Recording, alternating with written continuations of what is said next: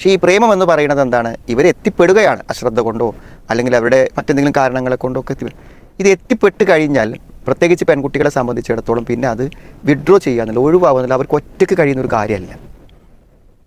അവർക്ക് നല്ല പിന്തുണ കൊടുത്ത്, നല്ല ബോധ്യപ്പെടുത്തി, നല്ല മാനസികമായ ശക്തിയോട് കൂടെ തന്നെ അത് പിൻവാങ്ങാൻ പറ്റുള്ളൂ. അപ്പോൾ നമ്മളത് പിൻവാങ്ങാനുള്ള ചില സാഹചര്യങ്ങളും ചില സമ്മർദ്ദങ്ങളും ചില ബോധ്യപ്പെടുത്തലുകളും ഇല്ലാതെ നമ്മൾ നടത്തുന്ന ഈ സമ്മർദ്ദങ്ങളുണ്ടല്ലോ, അതൊക്കെ പലപ്പോഴും അവളെ ഒരു മാനസികമായ പ്രശ്നങ്ങളിലേക്കും ഒരു മാനസിക രോഗത്തിലേക്കും ഒരു നിരാശയിലേക്കും ഒരു ജീവിത തകർച്ചയിലേക്കൊക്കെ നയിക്കുകയാണ് ചെയ്യുക. അത് ഈ പ്രേമത്തിൻ്റെ ആൺപെൺ ബന്ധങ്ങളുടെ ഒരു സ്വഭാവമാണ്. അത് കുടുങ്ങിപ്പോയി കഴിഞ്ഞാൽ പിന്നെ അത് വേർപ്പെടുത്തുക എന്നുള്ളത് അവർ വിചാരിച്ചാലും പെട്ടെന്ന് കഴിയുന്നൊരു കാര്യമില്ല. അപ്പോൾ അതിനുള്ള സാഹചര്യങ്ങളും സൗകര്യങ്ങളും ഏർപ്പെടുത്തി കൊടുത്ത് വളരെ വളരെ വളരെയധികം ശ്രമിച്ച് അതിനെ പിൻവാങ്ങിപ്പിക്കേണ്ടതുണ്ടെന്നില്ല. പക്ഷേ ഇവരത്തൊക്കെ ചില സ്റ്റെപ്പുകൾ പയക്കുന്നുണ്ട്. അപ്പോൾ അതിൽ ഞങ്ങൾ അന്വേഷിച്ചു തരും. അന്വേഷിക്കുക എന്ന് പറഞ്ഞാൽ ഒരിക്കലും ഒരു പ്രേമ വിവാഹം നമുക്ക് നടത്താൻ കഴിയില്ലെങ്കിൽ നമ്മളത് അന്വേഷിക്കാൻ പോകാൻ പാടില്ല.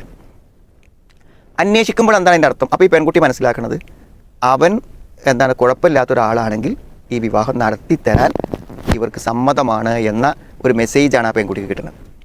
അത് കിട്ടിക്കഴിഞ്ഞാലുള്ള കാര്യം എന്താ വെച്ചാൽ, ഇവൻ എൻ്റെ ഭർത്താവാകാൻ യോഗ്യനാണെന്ന് ഇവൾക്ക് ഉറപ്പാണ്. അപ്പോൾ അന്വേഷണത്തിൽ എന്ത് നെഗറ്റീവ് കണ്ടാലും ആ നെഗറ്റീവുകളൊന്നും അവൾക്ക് പ്രശ്നമാവില്ല.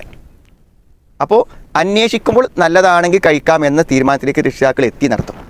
അന്വേഷിച്ച് ചെന്ന് പറയുന്ന കാരണങ്ങളൊന്നും അവൾക്ക് ബോധ്യപ്പെടും. ഇതിനൊക്കെ മറുപടി ഉണ്ടാവും. നിൻ്റെ അതേ ഏജാണ് പറഞ്ഞാൽ എനിക്കതാണ് പറ്റുകയെന്ന് പറഞ്ഞാൽ എന്തായാലും മറുപടി പറയാം.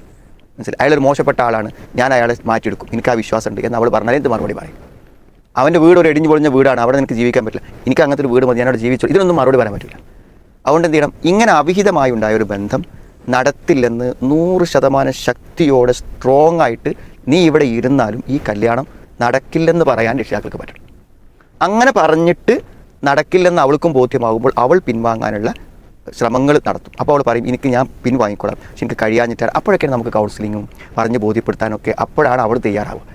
ഈ ഒരു മൂഡിൽ അവളെ കൊണ്ടായാലും അവൾ ആരോടും സംസാരിക്കാനൊന്നും തയ്യാറാവില്ല. അപ്പോൾ അതുകൊണ്ട് ആദ്യം രക്ഷിതാക്കൾ എടുക്കേണ്ടത്, ഒരു നിലക്കും ഇതിലൊരു അയവും ഉണ്ടാവില്ല എന്ന് തോന്നുന്ന കണിശമായ ഒരു തീരുമാനത്തിൽ നിന്നുകൊണ്ട് മാത്രമേ ഇത്തരം പ്രശ്നങ്ങളെ കൈകാര്യം ചെയ്യാൻ പറ്റുള്ളൂ. അങ്ങനത്തെ ഒരു സ്ട്രോങ് ഡിസിഷൻ ഇവരെടുത്തു കഴിഞ്ഞാൽ സ്വാഭാവികമായിട്ട് അവൾക്ക് പിൻവാങ്ങേണ്ടി വരും. അപ്പോൾ അവൾ ഒരു കൗൺസിലിങ്ങിന് തയ്യാറാവും, സംസാരത്തിന് തയ്യാറാവും, അങ്ങനെ മാറ്റിയെടുക്കാൻ പറ്റും. ഇനി പറ്റുമെങ്കിൽ നമ്മൾ ഈ പ്രീമെരിറ്റൽ ക്യാമ്പുകൾ ഉണ്ടായിരിക്കും, അതിലൊക്കെ പോയി കഴിഞ്ഞാൽ എന്ത് ചെയ്യും, ഒരു പേഴ്സണലായി സംസാരിക്കുന്നതിനേക്കാളും ഇഫക്റ്റീവ് ആയിരിക്കുന്നത് ഒരു കോമൺ ക്ലാസ്സിൽ ഇരിക്കുമ്പോൾ അവർക്ക് ഇതിൻ്റെ കാര്യങ്ങളൊക്കെ മനസ്സിലായാൽ.